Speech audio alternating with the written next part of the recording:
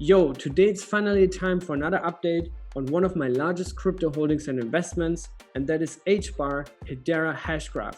As you guys know, I'm pretty big on Cosmos and the entire Cosmos ecosystem and Atom, but Hedera is my second biggest bet because I think they have very strong upside potential, are pretty much under the radar still, and in my opinion belong also to the top 20 and even to the top 10. So today I think it's time to give another update, reminder of what HBAR and Hedera Hashgraph is, how it works, what it does, why I'm so excited about it, and also some roadmap items because staking is coming in Q4, and in Q3 they have another baller event that deals with NFTs. They secured a killer domain that in my opinion could drag in a lot of eyeballs and users into the Hedera ecosystem.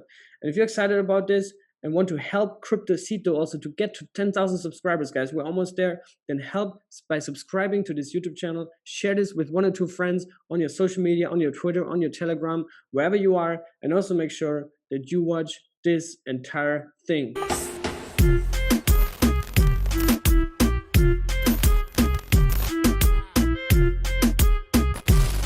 So the main reason why I'm so excited about Hedera in the first place is because they really have innovative technology.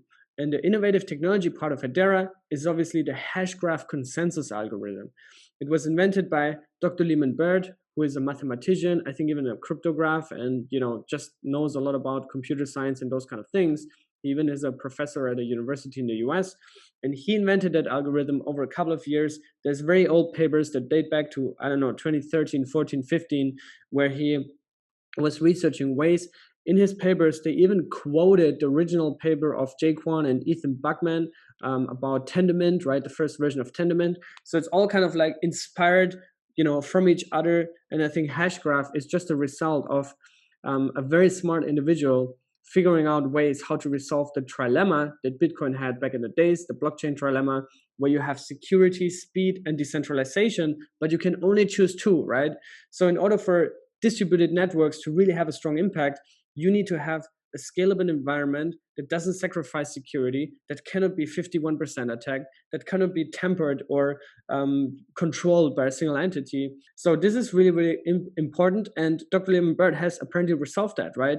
And the Hashgraph algorithm is the core of Hedera Hashgraph.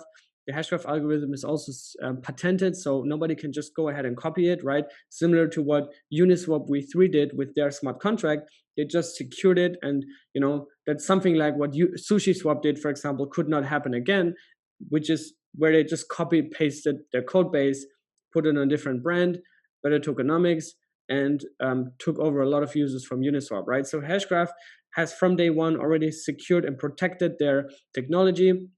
I think that's not even a bad thing.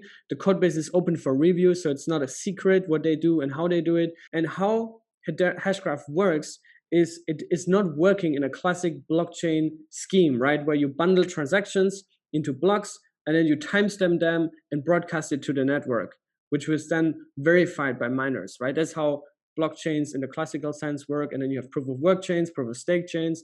Obviously, proof of stake chains are most likely going to be the future. Already today, 90-95% of all chains are proof of stake chains. Even Ethereum is switching now from proof of work to proof of stake. So I think besides Bitcoin, everything else is going to be on proof of stake. But Hashgraph basically expands on that and inaugurates maybe even the next step in the evolution of distributed ledger technology, DLTs, because instead of bundling transactions to the network, you have a seamless flow of transactions in the network with something that is called the gossip protocol, right? And Hedera has kind of like pioneered that as one of the first ones. You have other models like what IOTA is doing, even Avalanche to some degree, I think, has this model. But Hedera is using what's called a directed acyclic graph, DAG technology. And that's kind of my bet on that whole sector, right? Because it's much more faster. And if you've ever created an account on Hedera and you've used it, you are really impressed how fast it actually is, right? And we're going to look into some stats later on as well. But now enough of the general talk. Let's look into some juicy things here on Hedera. So this is the very nice, beautiful Hedera Hashgraph website. And you can already see this here on top, that there's a bunch of logos of giant companies, right? And it says here, Hedera is owned and governed by diverse leading organizations. So what does that mean? Obviously, the Hashgraph algorithm and the Hedera Hashgraph ledger is public, right? It's not controlled by anybody. What's controlled, however, is the institution organization behind, which is called Hedera. It's an LLC based in, I think, Delaware or somewhere in the US. There's papers about this where you can find more details. And this company that holds treasury tokens, that is responsible for implementing updates and, you know, improving the ledger, adding features to it, this is owned and governed by the world's leading organizations, right? You can see a bunch of very cool companies here, such as Boeing, right? Giant aviation company. You have Chainlink Labs that recently joined and is one of the first crypto native companies that was added to the governing council. Dentons, Deutsche Telekom, right? Deutsche Telekom is, by the way, also in the council of Cello, and they just announced that they bought boatloads of Cello, which went pretty viral in Germany.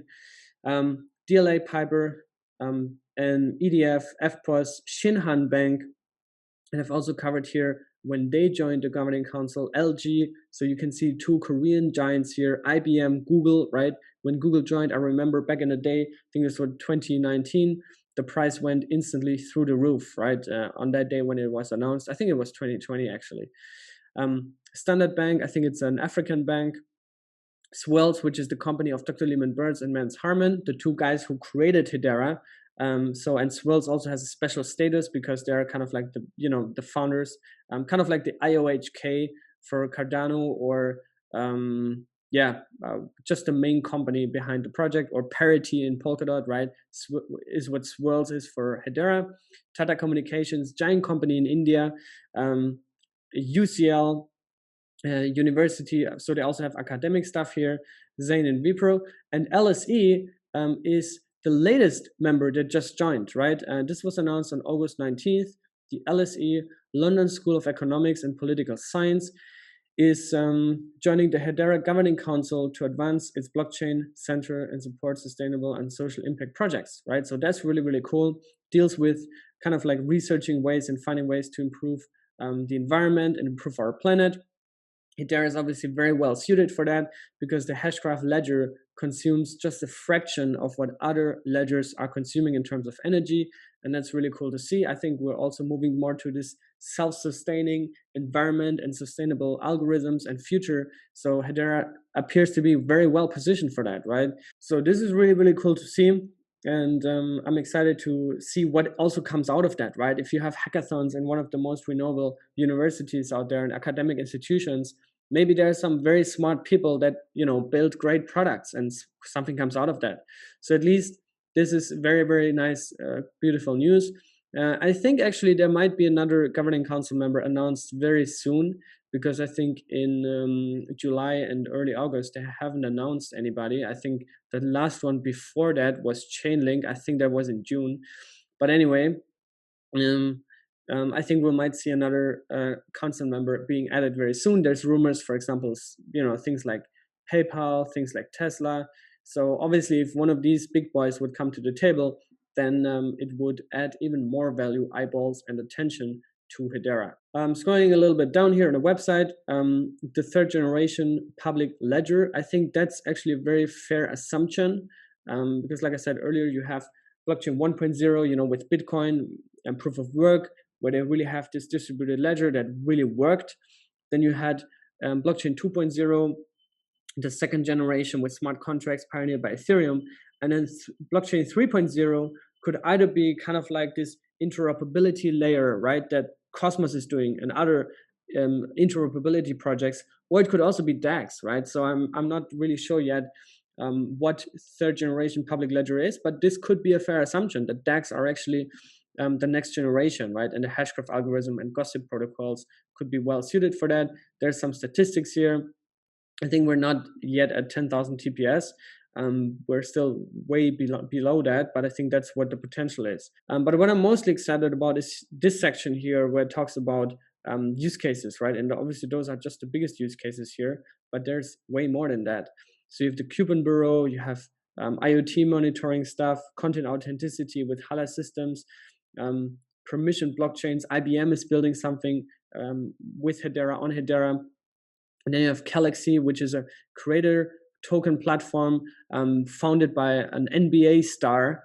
And this is really, really cool because, you know, this is some real world tangible stuff where people can create fan tokens. Then there's a tokenization platform built by DLA Piper. So that's also very interesting. It's called Toko.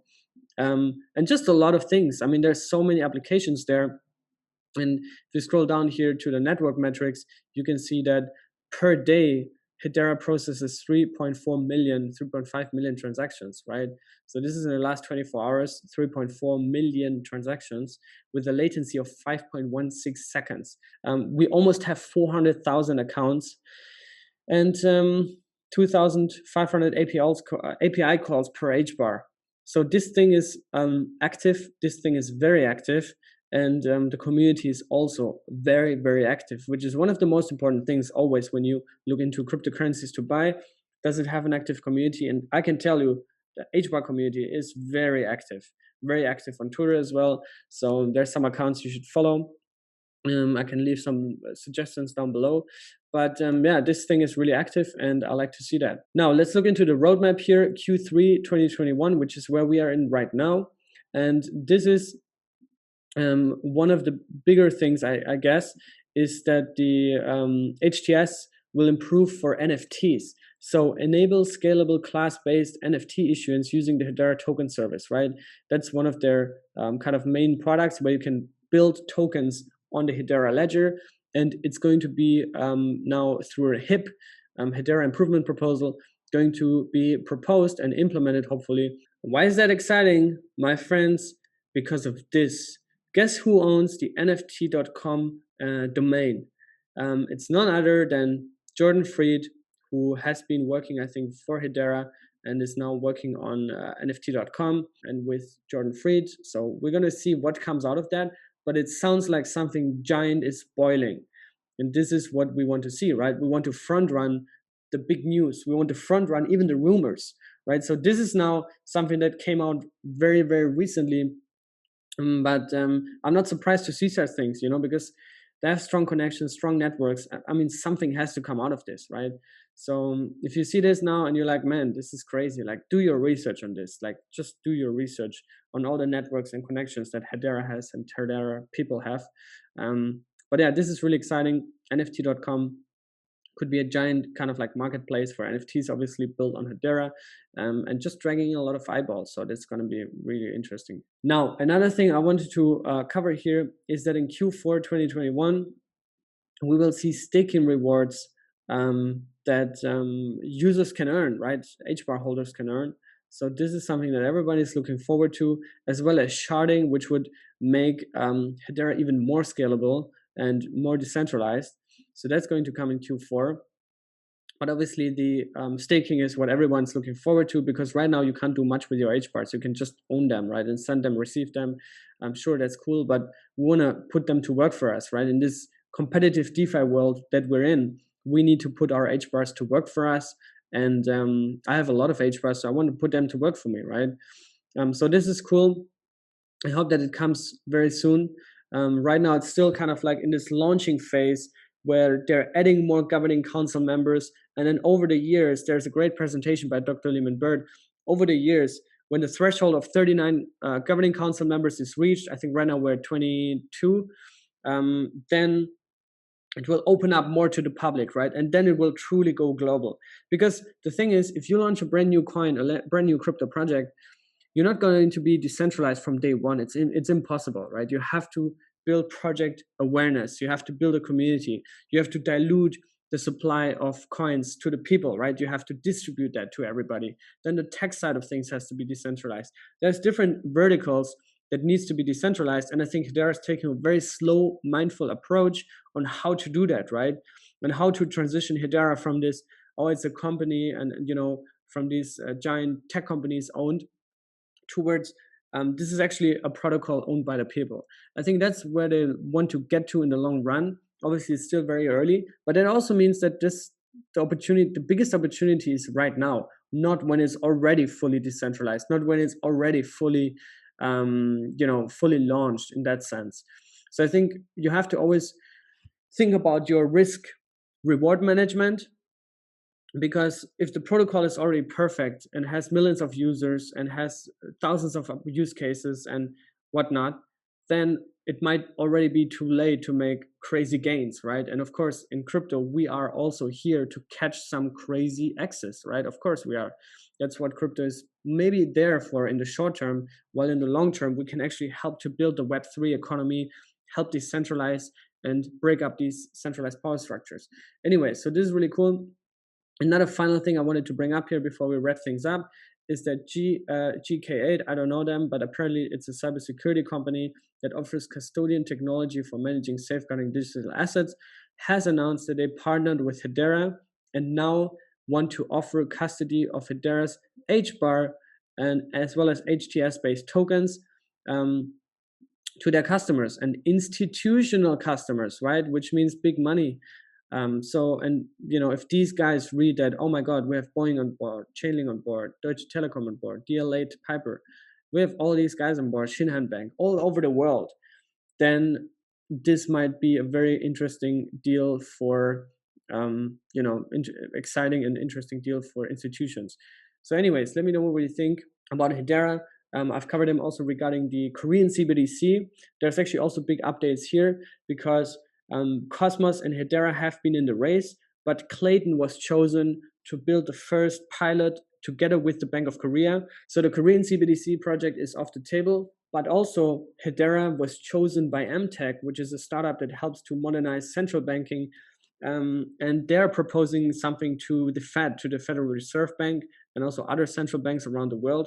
So maybe Hedera could be suited and used by a major central bank as well in terms of CBDC development. So anyway, let me know what you think about Hedera, about HBAR, things I missed, things I said wrong, and we can learn from each other here. I hope you are doing fine, you're doing well in these times. We'll see you guys on the next one. Stay safe and be good.